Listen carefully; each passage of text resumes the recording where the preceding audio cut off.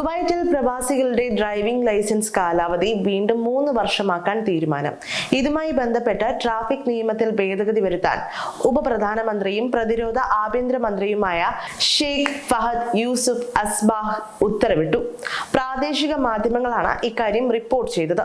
ആവശ്യമായ രേഖകൾ സഹിതം ആഭ്യന്തര വകുപ്പിന്റെ ഓൺലൈൻ ഏകജാലക സംവിധാനം വഴിയാണ് ഡ്രൈവിംഗ് ലൈസൻസിനുള്ള അപേക്ഷ സമർപ്പിക്കേണ്ടത്. പുതിയ ലൈസൻസുകൾ my Kuwait identity mobile application വഴിയായിരിക്കും നൽകുക എന്നും അധികൃതർ അറിയിച്ചിട്ടുണ്ട്.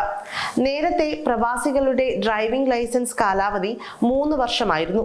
എന്നാൽ അനധികൃത ലൈസൻസുകളുടെ വ്യാപനവും തൊഴിൽ മാറ്റം പോലെയുള്ള കാരണങ്ങളാൽ ലൈസൻസിനുള്ള യോഗ്യത നഷ്ടമായവർ അവ സറണ്ടർ ചെയ്യാതെ അനധികൃതമായി ഉപയോഗിക്കുകയും ചെയ്യുന്നത് ഉൾപ്പെടെയുള്ള പ്രശ്നങ്ങൾക്ക് പരിഹാരമെന്ന നിലയിൽ കഴിഞ്ഞ വർഷം ലൈസൻസ് കാലാവധി 1 വർഷമായി ചുരുക്കിയിരുന്നു.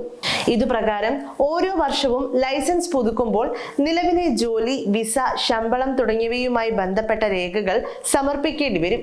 ഇതുവഴി തട്ടിപ്പുകൾ കണ്ടെത്താനുള്ള ശ്രമത്തിന്റെ ഭാഗമായായിരുന്നു നടപടി. പുതിയ ഉത്തരവ് നിലവിൽ വന്നതോടെ പുതിയ ലൈസൻസുകൾ ലഭിക്കുമ്പോഴും പുതുക്കുമ്പോഴും 3 വർഷത്തേക്കായിരിക്കും ലൈസൻസ് ലഭിക്കുക എന്ന് അധികൃതർ വ്യക്തമാക്കി. കുവൈറ്റിൽ ഡ്രൈവിംഗ് ലൈസൻസ് പുതുക്കൽ പൂർണ്ണമായും ഓൺലൈൻ ആക്കിക്കൊണ്ട് ഈയിടെ അധികൃതർ തീരുമാനം പ്രഖ്യാപിച്ചിരുന്നു. കുവൈറ്റ് മൊബൈൽ ID ആപ്പ് വഴി ആവശ്യമായ നടപടിക്രമങ്ങൾ പൂർത്തിയാക്കാനും പുതുക്കിയ ലൈസൻസ് ഡിജിറ്റലായി ആക്സസ് ചെയ്യാനും എളുപ്പത്തിൽ സാധിക്കുന്നതാണ് പുതിയ സംവിധാനം. ഇതുവഴി ഡ്രൈവിംഗ് ലൈസൻസിന്റെ ഡിജിറ്റൽ കോപ്പിയാണ് ലഭിക്കുക. ഡ്രൈവിംഗ് ലൈസൻസ് കാലാവധി തീരുന്നതിന് 4 മാസം മുൻപ് വരെ പുതുക്കാവുന്നതാണെങ്കിലും പുതുക്കിയ തീയതി മുതൽ 1 വർഷത്തേക്ക് മാത്രമേ കാലാവധി ഉണ്ടാകൂ എന്നതായിരുന്നു നേരത്തെ അറിയിച്ചിരുന്നത്.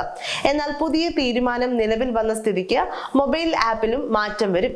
അതിനിടെ കുവൈറ്റിലെ ഗാർഹിക ജോലിക്കാരായ ഡ്രൈവർമാർക്ക് ഇനി മുതൽ സഹൽ ആപ്പ് വഴി ഡ്രൈവിംഗ് ലൈസൻസ് ആക്സസ് ചെയ്യാൻ അധികൃതർ സൗകര്യമൊരുക്കിയിട്ടുണ്ട്. ഇതോടെ പുതിയ ഡ്രൈവിംഗ് ലൈസൻസ് അപേക്ഷകൾ പുതുക്കുവാനും അപേക്ഷയുടെ നില ട്രാക്ക് ചെയ്യാനും സഹൽ ആപ്പ് വഴി കഴിയും.